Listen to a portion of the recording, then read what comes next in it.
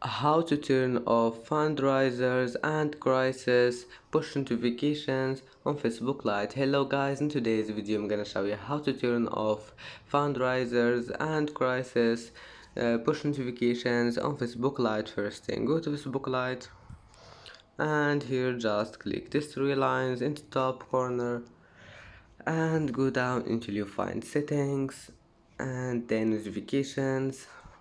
Now go down, here you will find fundraisers and crisis, click on it.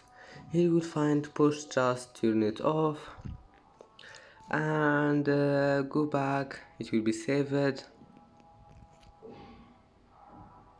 And that's it for today's video. If you like this video, please don't forget to like and don't forget to subscribe, and thank you for watching this video until the end, and now see you in the next video.